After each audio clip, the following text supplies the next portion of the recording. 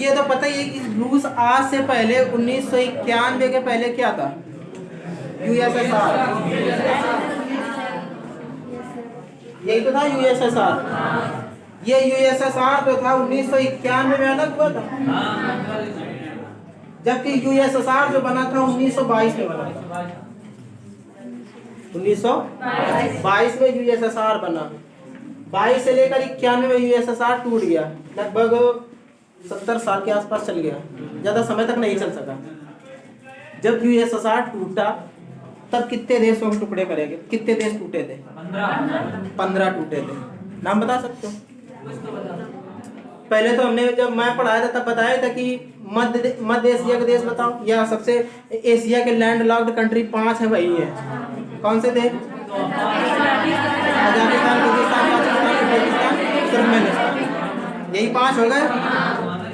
उसके साथ साथ ये हमारा ये है यूक्रेन, ये यूक्रेन है, और इसी के साथ साथ एक तो यूक्रेन हो जाएगा, उसके बाद 5 देश तो ये हो ही गए। उसके बाद ऊपर से आएंगे एस्टोनिया, लातविया, लिथुआनिया, बेलारूस। कितने हो गए? 4। Estonia, Latvia, Lithuania, Belarus, Ukraine और मोल्डोवा, 6 ये हो गए। 5 ये हो गए मध्य एशिया। उसके बाद ये जॉर्जिया, रोमानिया, अजरबैजान, कितने हो गए? 3, और 1 हो गया रूस। टोटल हो गया 15। यानी 15 देश टूटे थे कब? 1991 में। पूरे 15 के नाम: Kazakhstan, Kyrgyzstan, Tajikistan, Turkmenistan, Uzbekistan, Georgia, Armenia, Azerbaijan, Estonia, Latvia, Lithuania, Belarus, Ukraine और मोल्डोवा। 15 पूरे टूटे। अब 15 टूटने का कारण क्या था? कि अब ये विवाद का कारण क्यों बन गया? क्योंकि यूक्रेन पहले किसका हिस्सा था? रूस का। 1900 ये विवाद अभी से नहीं, अभी तो युद्ध हुआ है, विवाद चल रहा है 2014 से, विवाद चल रहा है 2014 से, लेकिन युद्ध अब शुरू हो पाया। कारण देखो, जो अमेरिका है, ये है अमेरिका, कनाडा, ये जितने भी देश इसके हैं, ये सदस्य किसके हैं? नाटो के। North Atlantic Treaty Organization, NATO, इसमें 30 सदस्य देश हैं टोटल। और इस 30 सदस्य देशों में जो नाटो का भाई कोई भी संस्था बनती है, उसका एक संविधान बना दिया जाता है कि नहीं बना दिया जाता? जैसे यूएनओ का भी संविधान है अपना, 19 आर्टिकल है उसमें। नाटो का भी अब संविधान होगा अपना। तो इसका जो आर्टिकल 5 है, आर्टिकल 5 ये कहता है कि जो देश नाटो में सदस्यता ले लेगा, उस वो देश 300 देश पर अगर कोई देश अटैक करता है तो 300 देश मिलके मारेंगे उसको। बात समझ में आई कि नहीं आई? यानी जो देश नाटो का सदस्य बन जाएगा, उस 30 देश पर अगर वो 30 देश किसी दूसरे देश को मारे, चाहते एक साथ मार सकते हैं, कोई दिक्कत नहीं। हाँ, ये 300 देश किसी पर अटैक करते हैं, कोई टेंशन नहीं। अगर इन 30 देशों में कोई एक किसी दूसरे देश ने अटैक किया तो वो 300 देश उस देश को मिलके मारेंगे। ये आर्टिकल 5 कहता है इसका। तो सही अपना बनाए हुए। फिर इसी जगह यूएनओ का भी देख लेते हैं जरा।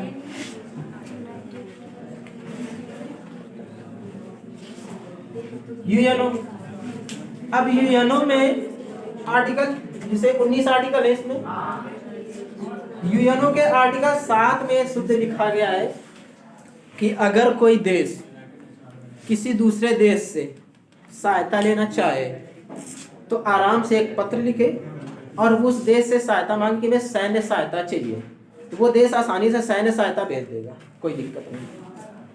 बगल वाला पड़ोसी अगर देश से तुम सहायता लेना चाहो, जैसे पाकिस्तान के कुछ इलाके हैं जो भारत का फेवर करते हैं, तो वो अगर कह दे कि नहीं हमें सैन्य व्यवस्था दे दो, क्योंकि इसके यूएनओ का भी ये है कि अगर कोई देश चाहे तो स्वतंत्र हो सकता है। स्वतंत्र हो सकता है कि नहीं हो सकता है? अगर कोई देश चाहे, या कोई देश का छोटा सा हिस्सा ही ले लो तुम, अगर वो चाहे कि हम स्वतंत्र होना चाहते हैं तो स्वतंत्र हो जाओ, कोई दिक्कत नहीं, क्योंकि यूएनओ बैठा स्वतंत्र करा देगा। आराम से एक पत्र लिखो अपने पड़ोसी देश को, से बोलो कि हमें इतना क्षेत्र में स्वतंत्र देश चाहिए, आराम से पड़ोसी आएगा तुम्हारे घर, तुम्हारे देश में अपनी सैन्य सेना लेके आएगा, तुम्हारा उतना देश दिला देगा, राष्ट्रपति बना देगा और प्रधानमंत्री बना देगा, सब बना चला जाएगा। कोई दिक्कत नहीं, यूनो बैठा है, कोई टेंशन नहीं। यही किया। ये यूक्रेन है, ये यूक्रेन के बगल में ही एजोव सागर मिलेगा। यूक्रेन के नीचे ही एजोव सागर है, एजोव सागर के बगल में काला सागर है। काला सागर, काला सागर और एजोव सागर के बीच में इसका एक छोटा सा द्वीप पड़ता है, क्रीमिया नाम का। क्रीमिया नाम का द्वीप है।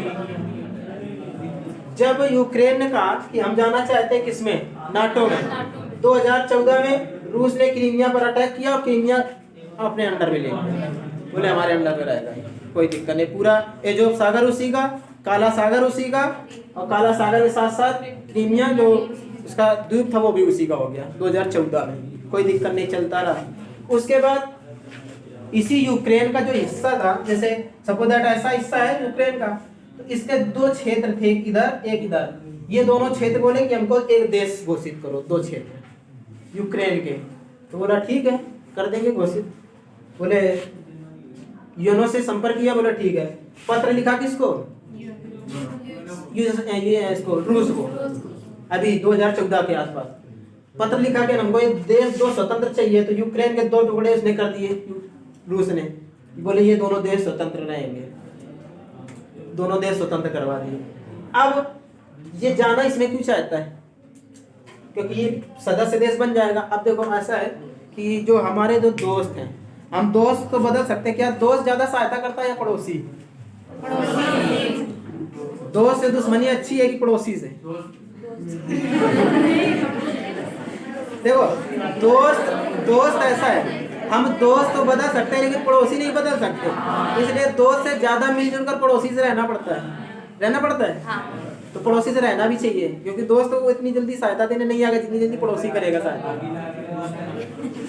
अब शीत युद्ध चला था, शीत युद्ध कब से कब तक चला था?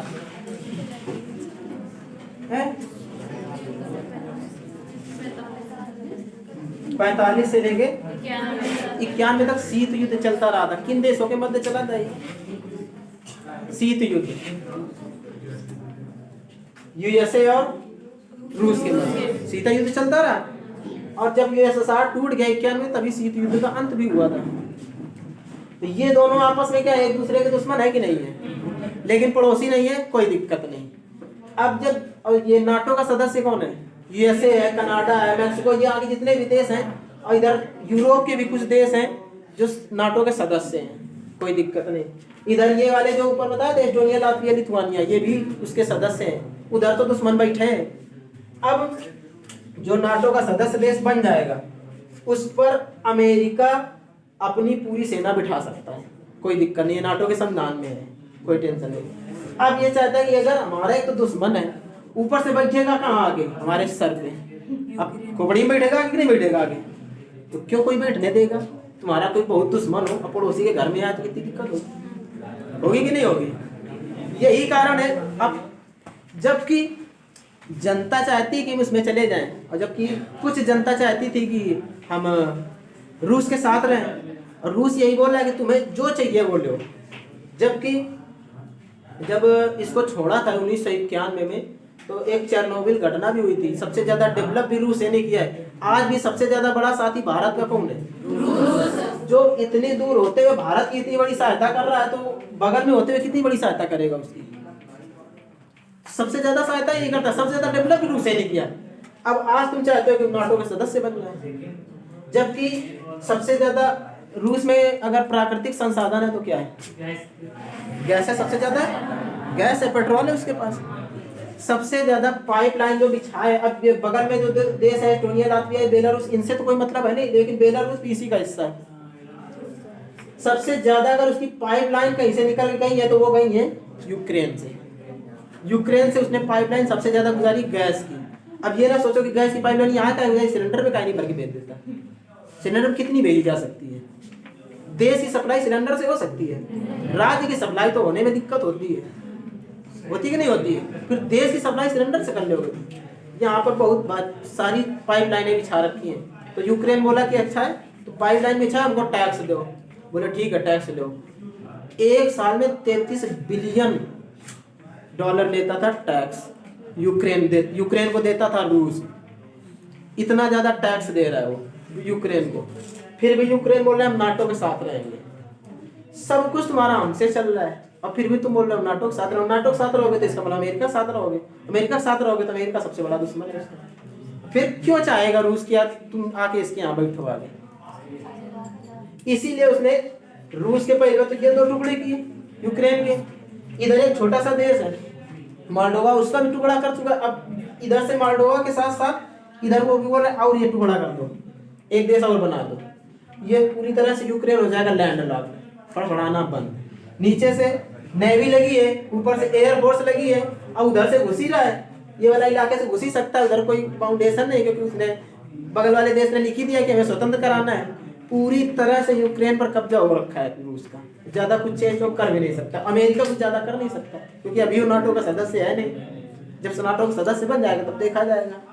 इसीलिए ये समझ लो कि वहाँ की जनता अब मर कौन रहा है, वहाँ की जनता, लेकिन जनता भी चाहती है कि पहले नाटो